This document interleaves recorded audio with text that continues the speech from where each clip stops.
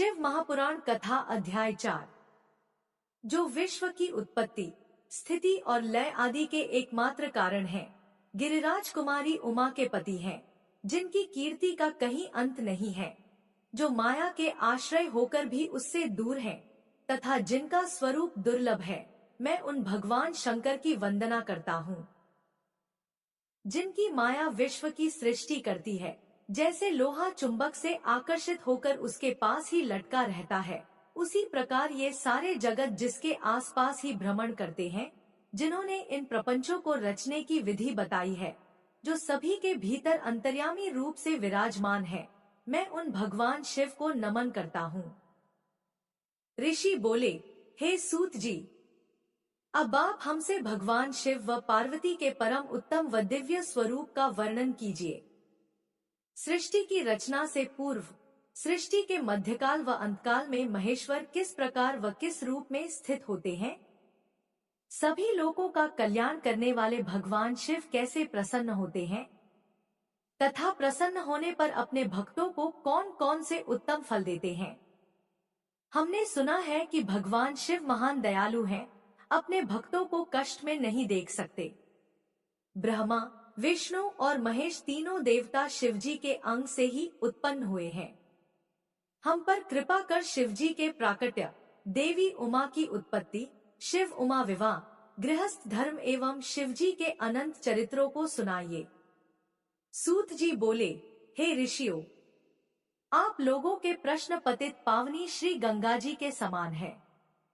ये सुनने वालों, कहने वालों और पूछने वालों इन तीनों को पवित्र करने वाले हैं। आपकी इस कथा को सुनने की आंतरिक इच्छा है, इसलिए आप धन्यवाद के पात्र हैं। ब्राह्मणों, भगवान शंकर का रूप साधु, राजसी और तामसी तीनों प्रकृति के मनुष्यों को सदा आनंद प्रदान करने वाला है। वे मनुष्य जिनके मन में कोई तृष्णा नहीं है, ऐसे ऐसे महात्मा पुरुष भगवान शिव के गुणों का ज्ञान करते हैं, क्योंकि शिव की भक्ति मन और कानों को प्रिय लगने वाली और संपूर्ण मनोरथों को देने वाली है। हे ऋषियों, मैं आपके प्रश्नों के अनुसार ही शिव के चरित्रों का वर्णन करता हूँ, आप उसे आदर पूर्वक श्रवण करें। आपके प्रश्नों के अनुसार ही नारद जी ने अपने पिता ब्रह्मा जी से यही प्रश्न किया था। तब ब्रह्मा जी ने प्रसन्न होकर शिव चरित्र सुनाया था। उसी संवाद को मैं तुम्हें सुनाता हूँ, क्योंकि उस संवाद में भवसागर से मुक्त कराने वाले गौरीश की अनेकों आश्चर्यमयी लीलाएं वर्णित हैं।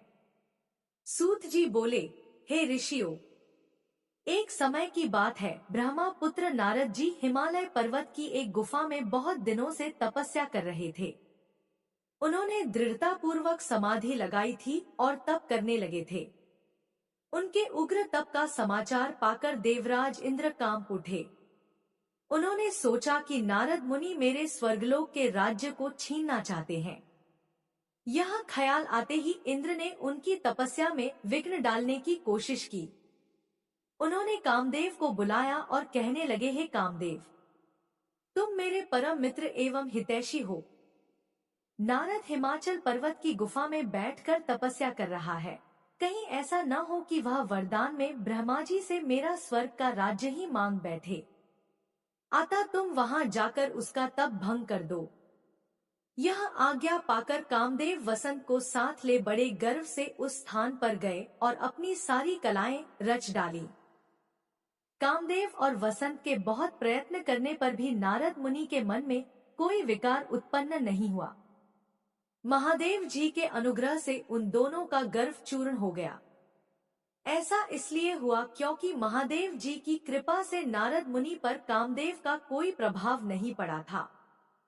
पहले उस आश्रम में भगवान शिव ने भी तपस्या की थी। उसी स्थान पर उन्होंने ऋषि मुनियों की तपस्या का नाश करने वाले कामदेव को भस्म कर डाला था। कामदेव को भस्म देखकर उनकी पत्नी रति ने बिलखते हुए भगवान शंकर से उन्हें जीवित करने की प्रार्थना की, तथा सभी देवता भी शिवजी से प्रार्थना करने लगे। तो भगवान महादेव जी ने कहा था कि कुछ समय पश्चात कामदेव स्वयं जीवित हो जाएंगे, किंतु इस स्थान पर और इसके आसपास जहां तक भस्म दिखाई देती है, वहां तक कि पृथ्वी पर कामदेव की माया और काम बाण का कोई प्रभाव नहीं पड़ेगा। इस प्रकार उस स्थान से कामदेव लज्जित होकर वापस लौट आए। देवराज इंद्र ने जब यह सुना कि नारद जी पर कामदेव का कोई प्रभाव नहीं पड़ा तो उन्होंने नारद जी की खूब प्रशंसा की। भगवान शिव की माया के कारण वे भूल गए थे कि शिवजी के शाप के कारण उस स्थान पर कामदेव की माया नहीं चल सकती। नारद जी भगवान शिव की कृपा से बहुत समय तक तपस्या करते रहे। अपने तप को पूर्ण हुआ समझकर नारद जी उठे तो उन्हें कामदेव पर विजय प्राप्त करने का ध्यान आया। तब उन्हें मन ही मन इस बात का घमंड हुआ कि उन्होंने कामदेव पर विजय प्राप्त कर ली है। इस प्रकार अभिमान से उनका ज्ञान नष्ट हो गया। वे यह समझ नहीं सके कि कामदेव के पराजित होने में भगवान शंकर की ही माया थी। तब वे अपनी काम विजय की कथा सुनाने के लिए शीघ्र ही कैलाश पर्वत पर जा पहुँचे और भगवान शिव को नमस्कार करके अपनी तपस्या की सफलता का समाचार तथा कामदेव पर विजय प्राप्त करने का समाचार कह सुनाया। यह सब सुनकर महादेव जी ने नारद की प्रशंसा करते हुए कहा, है नारद जी आप परम धन्य हैं, परंतु मेरी एक बात याद रखना कि यह समाचार किसी अन्य देवता को मत सुनाना, विशेषकर भगवान विष्णु से तो इस बात को कदापि न कहना। यह वृत्तांत सबसे छिपाकर रखने योग्य है। तुम मेरे प्रिय हो इसलिए मैं तुम्हें यह आज्ञा देता हूँ कि यह बात किसी के सामने प्रकट मत करना। परंतु वे तो शिव की माया से मोहित हो चुके थे, इसलिए उनकी दी शिक्षा को ध्यान में न रखते हुए वे ब्रह्मलोक चले गए। वहां ब्रह्मा जी को नमस्कार कर बोले, मैंने अपने तपोबल से कामदेव को जीत लिया है। यह सुनकर ब्रह्मा जी ने भगवान शिव के चरणों का चिंतन करके सारा कारण जान लिया तथा अपने पुत्र नारद को यह सब किसी और से कहने के लिए मना कर दिया। नारद के मन में अभिमान के अंकुर उत्पन्न हो गए थे, जिसके फलस्वरूप उनकी बुद्धि नष्ट हो गई थी। वे तो तुरंत विष्णुलोक पहुंचकर भगवान विष्णु को यह सारा किस्सा सुनाना चाहते थे। अतः शीघ्र ही वे ब्रह्मलोक से चल दिए। नारद मुनि को आते देखकर भगवान विष्णु सिंहासन से उठ खड़े हुए। उन्होंने नारद को गले लगा लिया और आदर सहित आसन पर बैठाया। भगवान शिव के चरणों का स्मरण करके भगवान विष्णु ने नारद जी से पूछा, नारद जी आप कहां से आ रहे हैं और इस लोक में आपका शुभागमन किस लिए हुआ है? यह सुनकर नारद जी ने अहंकार सहित अपने तप के पूर्ण होने एवं कामदेव पर विजय प्राप्त करने का समस्त हाल उन्हें कह सुनाया। भगवान विष्णु काम के विजय के असली कारण को समझ चुके थे। वे नारद जी से बोले, हे नारद जी आपकी कीर्ति एवं निर्मल बुद्धि धन्य है। काम क्रोध एवं लोभ मोह उन मनुष्यों को पीड़ित करते हैं जो भक्तिहीन हैं। आप तो ज्ञान वैराग्य से युक्त एवं ब्रह्मचारी है, फिर भला यह काम आपका क्या बिगाड़ सकता था? देवर्षि नारद बोले, हे भगवान यह सब आपकी कृपा का ही फल है। आपकी कृपा के आगे कामदेव की क्या सामर्थ्य है जो मेरा कुछ बिगाड़ सके? मैं तो सदा ही निर्भय हूँ। इतना कहकर नारद जी विष्णु भगवान को नमस्कार कर वहां से चल दिए। सूत जी बोले, महर्षियों नारद जी के चले जाने पर शिवजी की इच्छा से विष्णु भगवान ने एक अद्भुत माया रची। उन्होंने जिस ओर नारद जी जा रहे थे वहां एक सुंदर नगर बना दिया। वह नगर बैकुंठलोक से भी अधिक रमणीय था। वहां बहुत से विहार स्थल थे। उस नगर के राजा का नाम शीलनिधि था। उस राजा की एक बहुत सुंदर कन्या थी। उन्होंने अपनी पुत्री के लिए स्वयंवर का आयोजन किया था। उनकी कन्या का वरण करने के लिए उत्सुक बहुत से राजकुमार पधारे थे और वहां बहुत चहल पहल थी। इस नगर की शोभा देखते ही नारद जी का मन मोहित हो गया। जब राजा शीलनिधि ने नारद जी को आते देखा तो उन्हें सादर प्रणाम करके स्वर्ण सिंहासन पर बैठाकर उनकी पूजा की। फिर अपनी देव सुंदरी कन्या को बुलाया। उसने महर्षि के चरणों में प्रणाम किया। नारद जी से उसका परिचय कराते हुए शीलनिधि ने निवेदन किया, महर्षि यह मेरी पुत्री श्रीमती है। इसके स्वयंवर का आयोजन किया गया है। इस कन्या के गुण दोषों को बताने की कृपा कीजिए। राजा के ऐसे वचन सुनकर नारद जी बोले, राजन, आपकी कन्या साक्षात लक्ष्मी है। इसका भावी पति भगवान शिव के समान वैभवशाली, त्रिलोकजयी, वीर तथा कामदेव को भी जीतने वाला होगा। ऐसा कहकर नारद मुनि वहां से चल दिए। शिव की माया के कारण वे काम के वशीभूत हो सोचने लगे कि राजकुमारी को कैसे प्राप्त करूं। स्वयंवर में आए सुंदर एवं वैभवशाली राजाओं को छोड़कर भला यह मेरा वरण कैसे करेगी। वे सोचने लगे कि नारियों को सौंदर्य बहुत प्रिय होता है। सौंदर्य को देखकर ही श्रीमती मेरा वरण कर सकती है।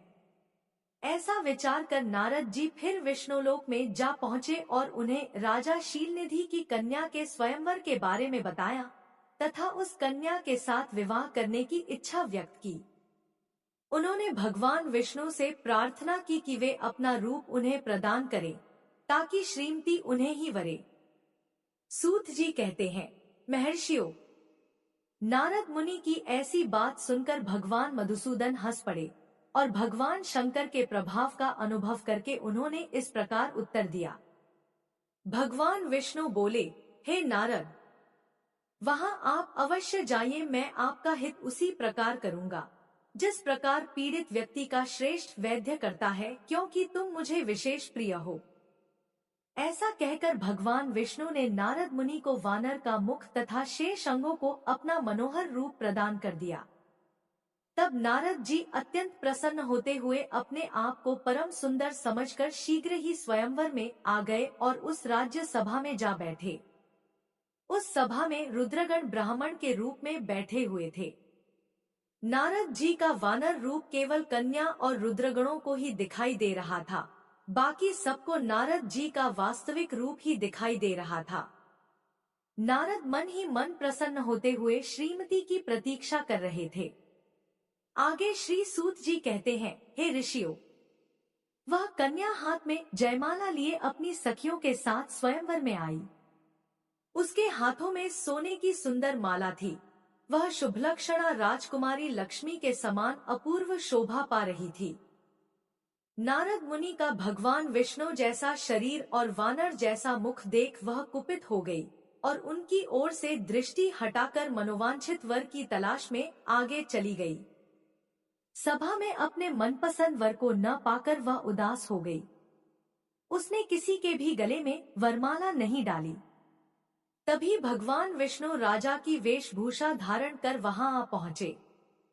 विष्णु जी को देखते ही उस परम सुंदरी ने उनके गले में वरमाला डाल दी। विष्णु जी राजकुमारी को साथ लेकर तुरंत अपने लोक को चले गए। यह देखकर नारद जी विचलित हो गए। तब ब्राह्मणों के रूप में उपस्थित रुद्रगणों ने नारद जी से कहा, है नारद जी, आप व्यर्थ ही काम से मोहित हो सौंदर्य के बल से राजकुमारी को पाना चाहते हैं। पहले जरा अपना वानर के समान मुख तो देख लीजिए। सूत जी बोले, यह वचन सुनकर नारद जी को बड़ा आश्चर्य हुआ। उन्होंने दर्पण में अपना मुंह देखा। वानर के समान मुख को देखकर वे अत्यंत क्रोधित हो उठे तथा दोनों रुद्रगणों को शाप देते हुए बोले, तुमने एक ब्राह्मण का मजाक उड़ाया है। आता तुम ब्राह्मण कुल में पैदा होकर भी राक्षस बन जाओ। यह सुनकर वे शिवगण कुछ नहीं बोले, बल्कि इसे भगवान शिव की इच्छा मानते हुए उदासीन भाव से अपने स्थान को चले गए और भगवान शिव की स्तुति करने लगे। ऋषि बोले, हे सूत जी, रुद्रगणों के चले जाने पर नारद जी ने क्या किया और वे कहाँ गए, इस सब के बारे में भी हमें बताइए। सूत जी बोले, हे ऋषियों, माया से मोहित नारद जी उन दोनों शिवगणों को शाप देकर भी मोहवश कुछ जान न सके।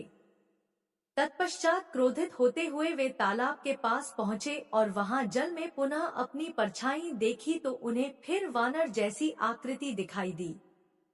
उसे देखकर नारद जी को और अधिक क्रोध चढ़ आया और वे सीधे विष्णुलोक की ओर चल दिए। वहां पहुंचकर भगवान विष्णु से वे बोले, हे हरि, तुम बड़े दुष्ट हो।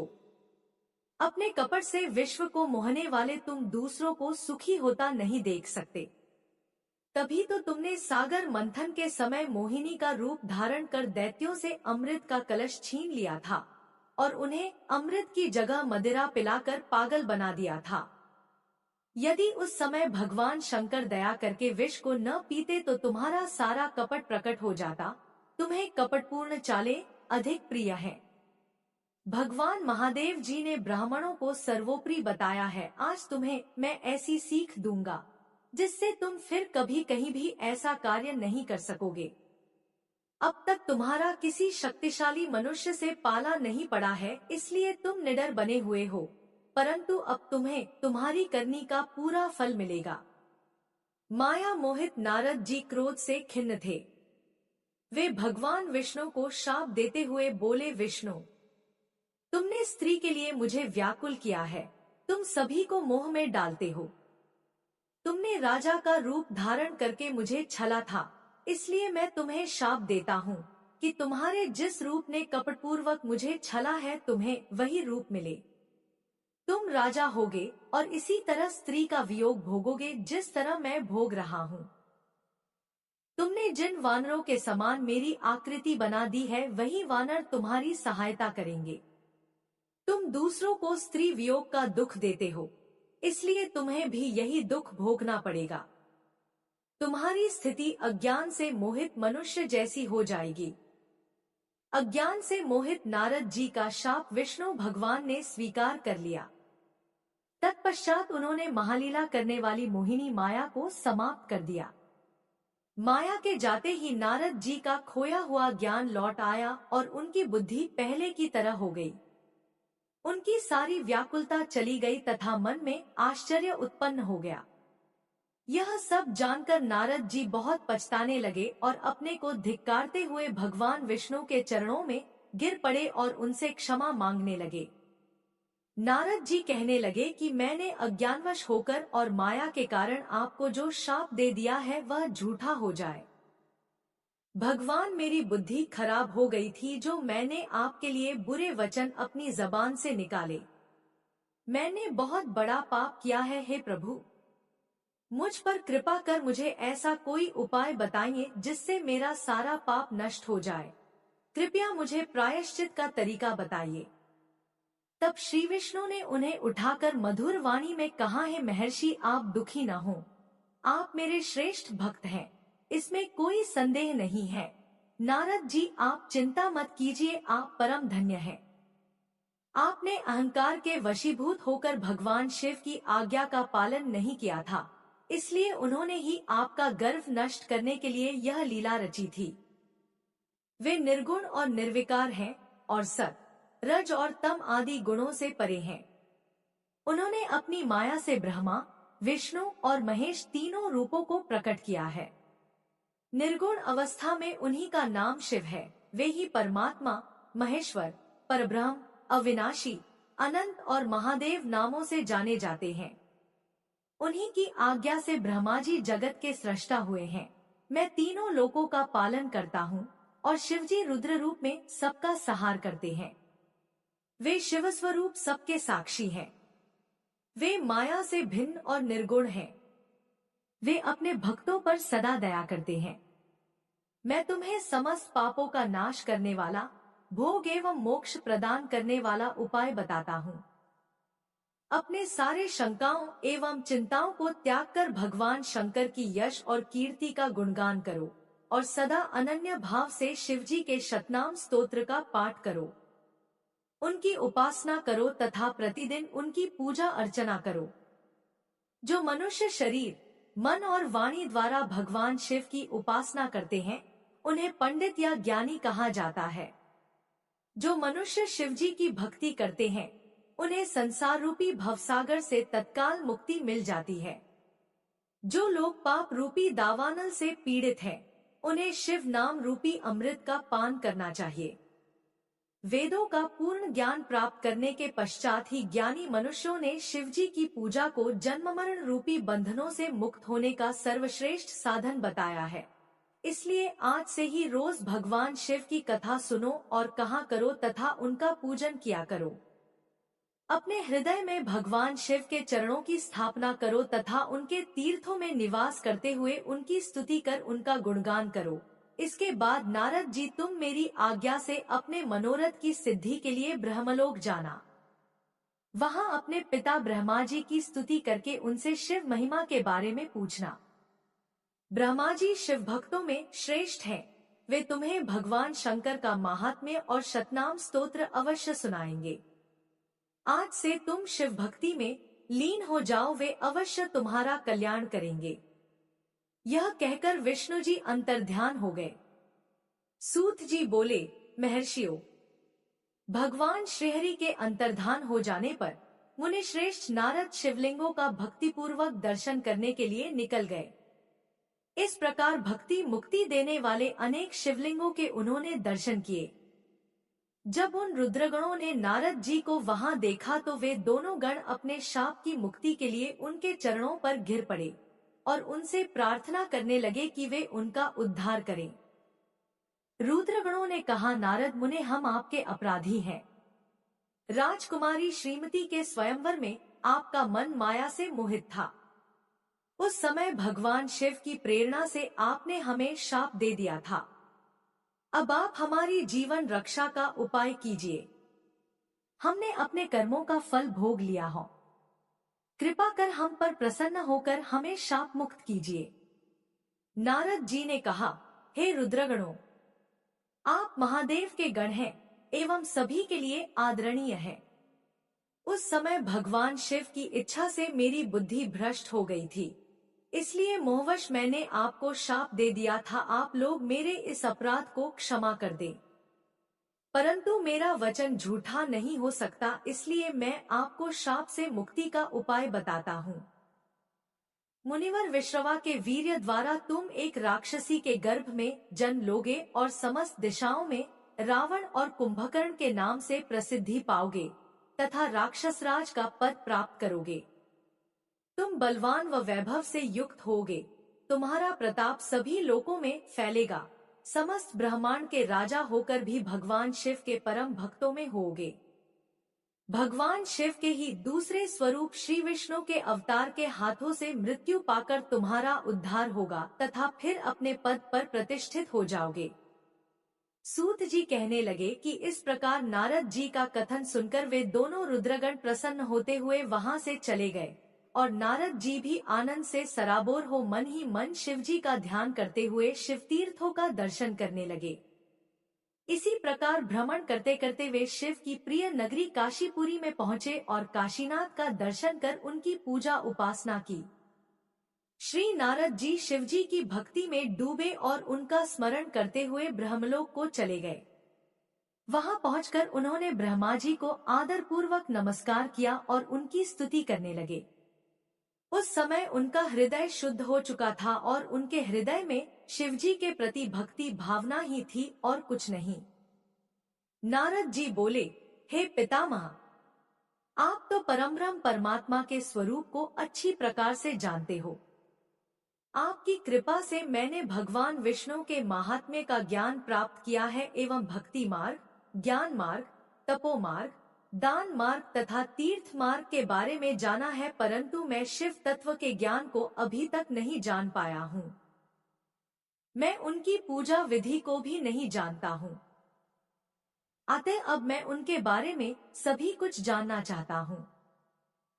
मैं भगवान शिव के विभिन्न चरित्रों, उनके स्वरूप तथा वे सृष्टि के आरंभ में, मध्य में किस रूप में थे, उनकी लीलाएं कैसी होती हैं और प्रलय काल में भगवान शिव कहाँ निवास करते हैं, उनका विवाह तथा उनके पुत्र कार्तिकेय के जन्म आदि की कथाएं मैं आपके श्रीमुख से सुनना चाहता हूँ। भगवान शिव कैसे प्रसन्न होते हैं और प्रसन्न होने पर क्या क्या प्रदान करते हैं, इस संपूर्ण वृत्तांत को मुझे बताने की कृपा करें। अपने पुत्र नारद की ये बातें सुनकर पितामह ब्रह्मा बहुत प्रसन्न हुए। ब्रह्मा जी ने कहा, हे नारद, तुम सदैव जगत के उपकार में लगे रहते हो। तुमने जगत के लोगों के हित के लिए बहुत उत्तम बात पूछी है, जिसके सुनने से मनुष्य के सब जन्मों के पापों का नाश हो जाता है। उस परमब्रह्म शिव तत्व का वर्णन मैं तुम्हारे लिए कर रहा हूँ। शिव तत्व का स्वरूप बहुत सुंदर और अद्भुत है। जिस समय महाप्रलय आई थी और पूरा संसार नष्ट हो गया था तथा चारों ओर सिर्फ अंधकार ही अंधकार था, आकाश व ब्रह्मांड तारों व ग्रहों से रहित होकर अंधकार में डूब गए थे। सूर्य और चंद्रमा दिखाई देने बंद हो गए थे। सभी ग्रहों और नक्षत्रों का कहीं पता नहीं चल रहा था। दिन रात, अग्नि जल कुछ भी नहीं था। प्रधान आकाश और अन्य तेज भी शून्य हो गए थे। शब्द, स्पर्श, गंध, रूप, रस का अभाव हो गया था। सत्य असत्य सब कुछ खत्म हो गया था। तब सिर्फ सत ही बचा था। उस तत्व को मुनिजन एवं योगी अपने हृदय के भीतर ही देखते हैं। वाणी, नाम, रूप, रंग आदि की वहां तक पहुंच नहीं है। उस परब्रह्म के विषय में ज्ञान और अज्ञान से किए गए संबोधन के द्वारा कुछ समय बाद अर्थात सृष्टि का समय आने पर एक से अनेक होने के संकल्प का उदय हुआ। तब उन्होंने अपनी लीला से मूर्ति की रचना की। वह मूर्ति संपूर्ण ऐश्वर्य तथा गुणों से युक्त, संपन्न, सर्वज्ञानमयी एवं सब कुछ प्रदान करने वाली है। यही सदाशिव की मूर्ति है। सभी पंडित विद्वान इसी प्राचीन मूर्ति को ईश्वर कहते हैं। उसने अपने शरीर से स्वच्छ शरीर वाली एवं स्वरूप भूता शक्ति की रचना की। वही परम शक्ति प्रकृति गुणमयी और बुद्धित्व की जननी कहलाई। उसे शक्ति, अंबिका, प्रकृति, संपूर्ण लोकों की जननी, त्रिदेवों की माता, नित्या और मूल कारण भी कहते हैं। उसकी 8 भुजाओं एवं मुख की शोभा विचित्र है। उसके मुख के सामने चंद्रमा की कांति भी क्षीण हो जाती है। विभिन्न प्रकार के आभूषण एवं गतियां देवी की शोभा बढ़ाती हैं। वे अनेक प्रकार के अस्त्र शस्त्र धारण किए हुए हैं। सदाशिव को ही सब मनुष्य परम पुरुष, ईश्वर, शिव शंभु और महेश्वर कहकर पुकारते हैं।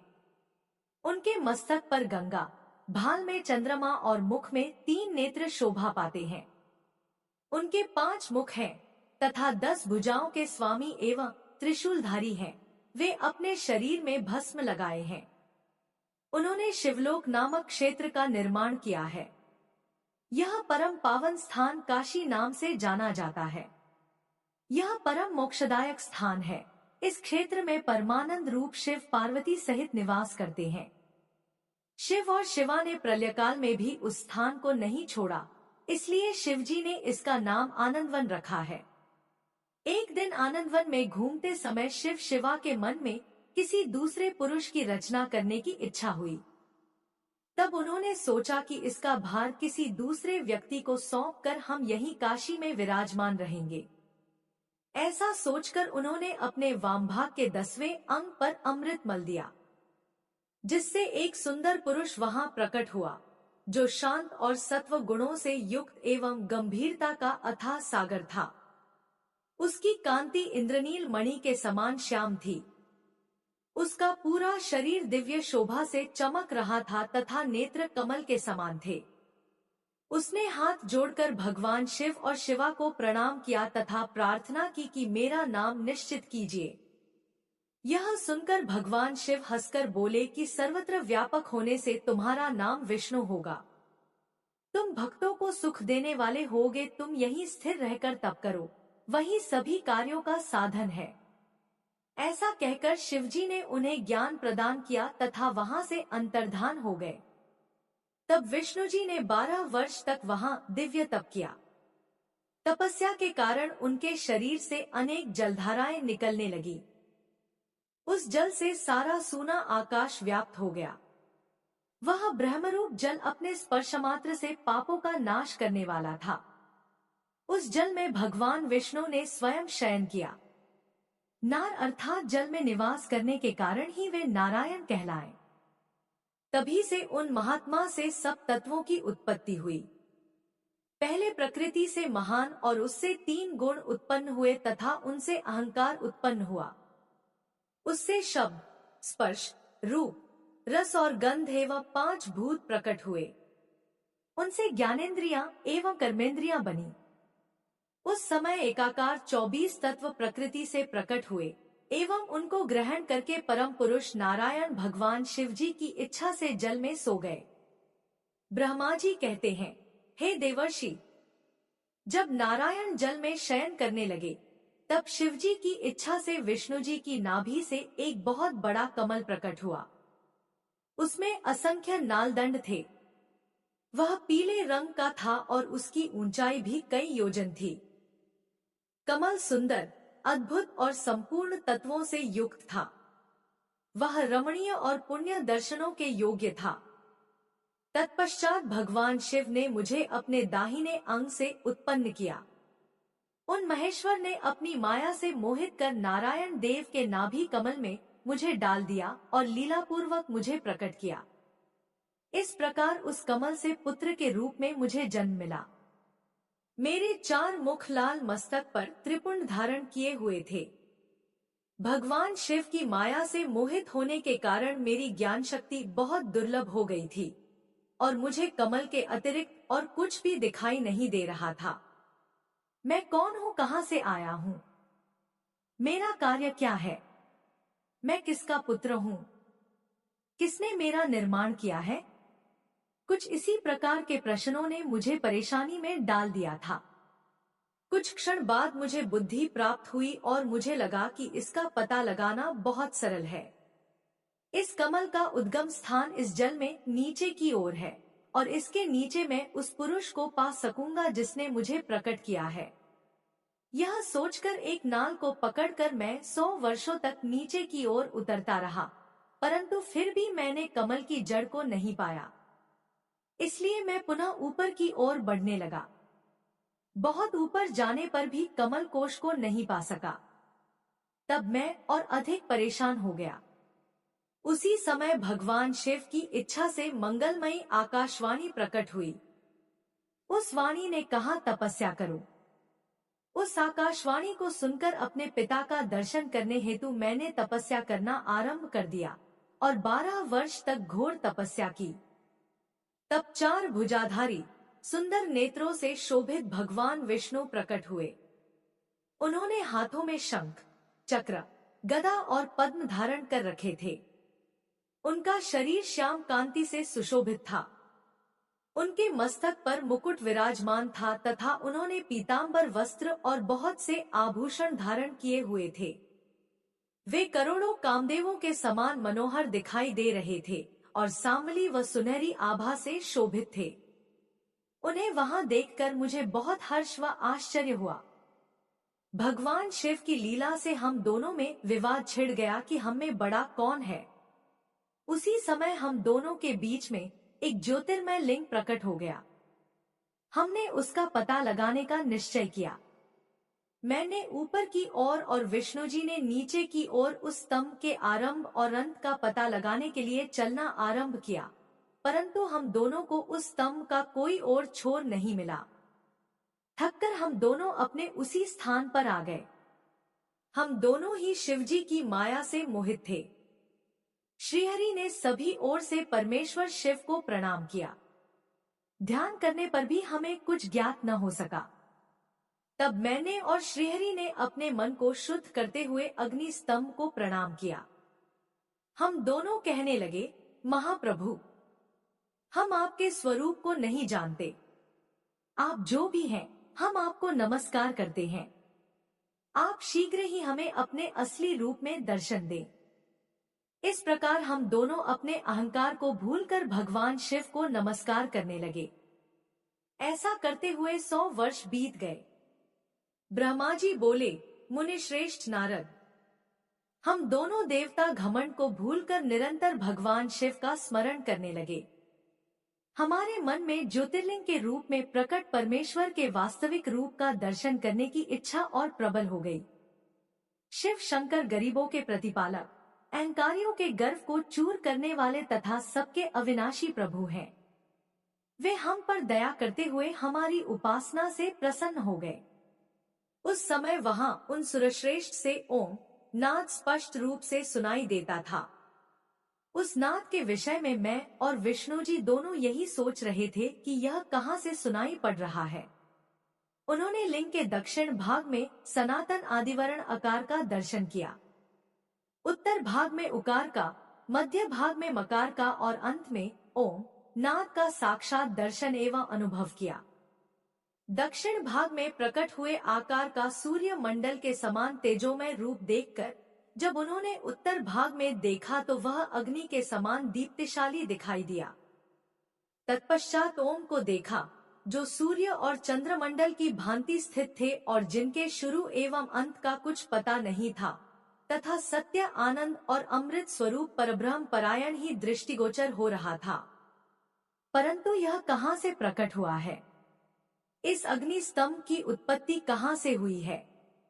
यह श्रीहरि सोचने लगे तथा इसकी परीक्षा लेने के संबंध में विचार करने लगे। तब श्रीहरि ने भगवान शिव का चिंतन करते हुए वेद और शब्द के आवेश से युक्त हो अनुपम अग्नि स्तंभ के नीचे जाने का निर्णय लिया। मैं और विष्णु जी विश्वात्मा शिव का चिंतन कर रहे थे, तभी वहां एक ऋषि प्रकट हुए। उन्हीं ऋषि के द्वारा परमेश्वर विष्णु ने जाना कि इस शब्द ब्रह्ममय शरीर वाले परम लिंग के रूप में साक्षात परब्रह्म स्वरूप महादेव जी प्रकट हुए हैं। ये चिंतारहित रुद्र हैं। परब्रह्म परमात्मा शिव का वाचक प्रणव ही है। वह एक सत्य परम कारण, आनंद, अकृत, परात्पर और परम ब्रह्म है। प्रणव के पहले अक्षर अकार से जगत के बीजभूत अर्थात ब्रह्मा जी का बोध होता है। दूसरे अक्षर उकार से सभी के कारण श्रीहरि विष्णु का बोध होता है। तीसरा अक्षर मकार से भगवान शिव का ज्ञान होता है। अकार सृष्टिकर्ता, उकार मोह में डालने वाला और मकार नित्य अनुग्रह करने वाला है। मकार अर्थात भगवान शिव बीजी अर्थात बीज के स्वामी हैं, तो अकार अर्थात ब्रह्मा जी बीज है। उकार अर्थात विष्णु जी योनि है। महेश्वर बीजी बीज और योनि है। इन सभी को नाद कहा गया है। बीजी अपने बीज को अनेक रूपों में विभक्त करते हैं। बीजी भगवान शिव के लिंग से उकार रूप योनि में स्थापित होकर चारों तरफ ऊपर की ओर बढ़ने लगा। वह दिव्य अंड कई वर्षों तक जल में रहा। हजारों वर्ष के बाद भगवान शिव ने इस अंड को दो भागों में विभक्त कर दिया। तब इसके दो भागों में से पहला सुवर्णमय कपाल ऊपर की ओर स्थित हो गया, जिससे स्वर्गलोक उत्पन्न हुआ तथा कपाल के नीचे के भाग से 5 तत्वों वाली पृथ्वी प्रकट हुई। उस अंड से चतुर्मुख ब्रह्मा उत्पन्न हुए जो समस्त लोकों के सृष्टा हैं। भगवान महेश्वर ही उ व म त्रिविध रूपों में वर्णित है। इसलिए ज्योतिर्लिंग स्वरूप सदाशिव को ओम कहा गया है। इसकी सिद्धि यजुर्वेद में भी होती है। देवेश्वर शिव को जानकर विष्णु जी ने शक्ति संभूत मंत्रों द्वारा उत्तम एवं महान अभ्युदय से शोभित भगवान शिव की स्तुति करनी शुरू कर दी। इसी समय मैंने और विश्वपालक भगवान विष्णु ने एक अद्भुत व सुंदर रूप देखा, जिसके 5 मुख, 10 भुजा, कपूर के समान गौरवर्ण, परम कांतिमय, अनेक आभूषणों से विभूषित, महान उदार, महावीर्यवान और महापुरुषों के लक्षणों से युक्त था और जिसके दर्शन पाकर मैं और विष्णु जी धन्य हो गए। तब परमेश्वर महादेव भगवान प्रसन्न होकर अपने दिव्यमय रूप में स्थित हो गए। अकार उनका मस्तक और आकार ललाट है। इकार दाहिना और ईकार बायां नेत्र है।